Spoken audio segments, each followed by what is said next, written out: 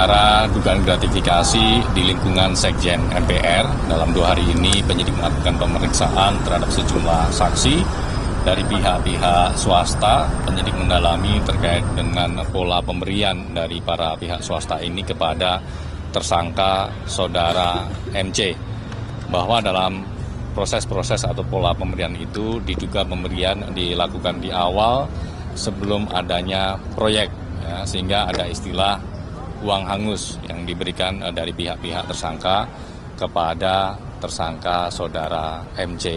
Ini masih akan terus didalami. Sampai dengan saat ini penyidik masih menggunakan sangkaan pasal 12 lebih besar atau gratifikasi dengan tersangka satu orang, yaitu saudara MC. Kemudian terkait dengan perkara suap pajak, penyidik secara maraton melakukan penggeledahan di sejumlah lokasi. Yang pertama di KPP Madya Jakarta Utara, berlanjut di kantor pusat Ditjen Pajak, dan berikutnya melakukan geledah di kantor PT WP. Merespon teman-teman terkait mengapa melakukan geledah di kantor pusat Ditjen Pajak, penyidik tentu mendalami terkait dengan proses dan mekanisme penilaian dan pemeriksaan PBB, di mana dalam mekanismenya juga melibatkan kantor pusat Ditjen Pajak untuk menentukan sebuah tarif, sehingga penyidik ingin mendalami tahapan-tahapan dan mekanismenya seperti apa. Selain itu juga diduga ada aliran uang dari pihak tersangka kepada pihak-pihak di Ditjen Pajak Pusat, sehingga ini juga masih akan terus ditelusuri kepada siapa saja, nominalnya berapa. Termasuk juga nantinya penyidik juga akan mendalami dari sisi PTWP-nya. Tentu pihak-pihak yang sudah ditetapkan sebagai tersangka ini perbuatannya dilakukan bersama dengan pihak-pihak lain, ini siapa saja. Nanti peran-peran dari masing-masing, baik dari sisi PTWP maupun dari sisi Ditjen Pajak, semuanya akan didalami tentunya dalam pengembangan penyidikan perkara ini. Temuan pada saat penggeledahan itu apa sih? Dari penggeledahan di kantor pusat Ditjen Pajak, penyidik menemukan dan menyita sejumlah dokumen, barang bukti elektronik, dan juga uang dalam bentuk rupiah. Untuk dokumen dan juga barang bukti elektronik tentunya berkaitan dengan mekanisme pemberian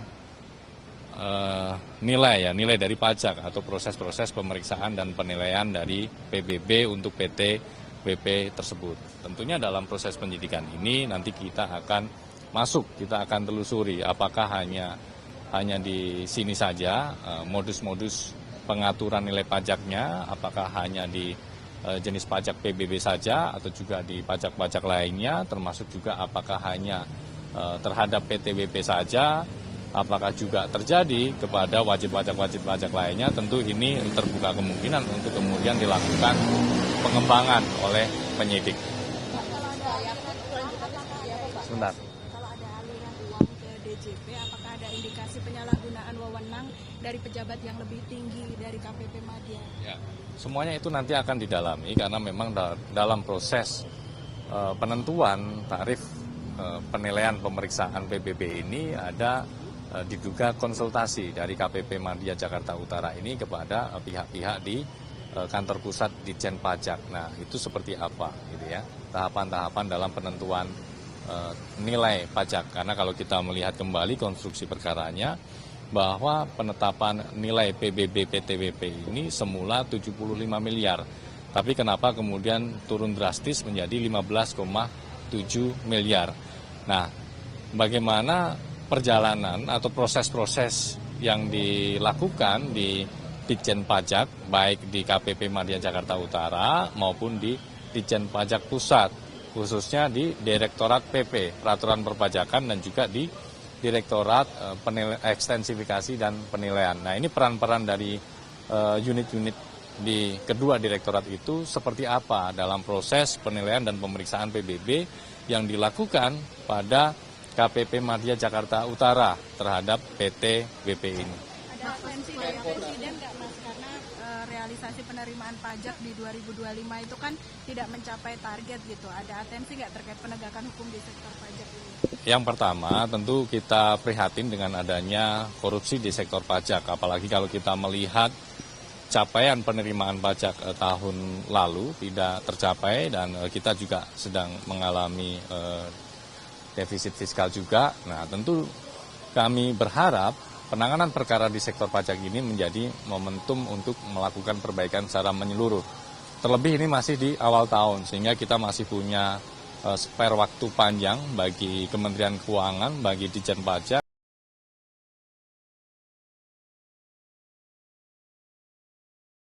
Ruang-ruang yang masih ada celah untuk kemudian wajib pajak dan fiskus atau petugas pajak ini terbuka peluang untuk melakukan negosiasi-negosiasi seperti itu. Karena kalau kita melihat dari perkara ini, 80% dari nilai awal pajak yang seharusnya masuk ke kas negara kemudian hilang ya dari sekitar 75 miliar menjadi 15,7 miliar. Mas, terkait dengan kuota haji dong, Mas. Pajak dulu nih, pajak ada lagi nggak? Ini hari ini datang ke sini tuh buat jadi saksi juga sekalian, Pak. Untuk kehadiran hari ini terkait dengan rapat koordinasi di sektor pencegahan, khususnya berkaitan dengan importasi energi, ya, sehingga dalam rakor ini juga ada beberapa pihak lain, tidak hanya dari Kementerian Keuangan yang diundang untuk mendengarkan paparan dari KPK, khususnya berkaitan dengan kajian CRA, Corruption Risk Assessment, dalam proses-proses importasi energi tersebut. Jadi nggak ada hubungannya tarif Amerika, Mas. Tidak ada hubungannya dengan perkara pajak, tidak ada. Tarif tadi Pak Erlangga katanya soal kebijakan tarif. Ya, diantaranya itu terkait dengan tarif resiprokal Indonesia Amerika. Kajiannya apa sih, Mas? Ini masih dibahas, saat ini masih dibahas. Nanti kita akan jelaskan substansi lengkapnya seperti apa. Gitu. Haji Mas. Sebentar. Perpres Dikbud juga ya dibahas. Kenapa? Peraturan pemerintah soal Soal apa, Mas? Perpres Dikbud dan HAM. Dan yang dirancang oleh Kemenko Perekonomian dibahas. Oh, terkait dengan penunjukan Pertamina atau apa? Peraturannya. Ya, ini kan dibahas juga terkait dengan proses-proses importasi ya oleh Indonesia gitu kan untuk energi yang ada di Amerika. Ya, merespon soal tarif juga. Urgensinya apa sih, Mas? Tingkat kerawanan korupsinya bagaimana sampai harus dipanggil ke KPK gitu? Ya, tentu kalau kita bicara resiko terjadinya korupsi, bisa jadi ini memang punya potensi resiko terjadinya korupsi yang cukup tinggi, sehingga kita melakukan langkah mitigasi di awal, melakukan pencegahan supaya tindak pidana korupsi ini tidak perlu terjadi. Kita cegah di awal, gitu kan, sehingga kita melakukan assessment terhadap resiko-resiko yang berpotensi muncul dalam proses-proses importasi energi ini. Pertama karena ada penunjukan langsung ya? Ya, diantaranya itu dibahas. Haji Sebentar, Haji nanti dulu. Ini Satu lagi terakhir yang soal hajian hari ini. Dibahas juga nggak soal konflik Venezuela? Kan soalnya juga ada soal... nanti kami akan cek ya, karena ini kan masih berlangsung. Pembahasannya masih berlangsung. Nanti tentu akan kami sampaikan secara lengkap pembahasan hari ini. Sebentar, ada lagi nggak? Soal pajak itu kayak jumlah nominal yang disita di... Belum terinfo. Nanti kalau sudah ada info kami akan update. Haji, oke. Kemarin kan Ketua Bidang Ekonomi PBNU diperiksa dan beliau setelah diperiksa membantah sebantah-bantahnya bahwa ada aliran dana yang masuk baik ke pribadi ataupun ke PBNU sebagai organisasi. Nah, sebetulnya KPK memiliki keyakinan seperti apa sih, Mas? Karena kan KPK sebelumnya juga udah bilang bahwa pemeriksaan itu terkait dugaan adanya aliran dana gitu. Ya. Dalam pemeriksaan itu, penyidik mendalami terkait dugaan adanya aliran uang kepada yang bersangkutan. Nah, tentu KPK juga memiliki keterangan ataupun bukti-bukti lain yang kemudian mengkonfirmasi terkait dengan dugaan tersebut. Nah, ini masih akan terus didalami, termasuk juga penyidik pasti akan melakukan konfirmasi baik kepada saksi-saksi lainnya ataupun dari dokumen maupun bukti-bukti elektronik lainnya. Tapi dugaan aliran dananya itu ke pribadi kepada atau... yang bersangkutan. Oh, ke pribadi berarti. Mas, ini kapan rencananya sudah ada agenda belum terkait dengan pemeriksaan? Belum, nanti kami akan sampaikan update-nya jika sudah ada jadwal pemanggilannya. Kemarin kan anggota DPD Nyumarno hasil periksanya ada aliran uang kepada yang bersangkutan. Ya, itu kan ada udah didalami lagi nggak Mas? Nyumarno itu menggunakan uang, apakah ada aliran uang ke partainya atau Ya. pribadi? Saat ini yang masih dilakukan pemeriksaan terkait dengan penerimaan yang dilakukan oleh Nyumarno dalam konstruksi dugaan suap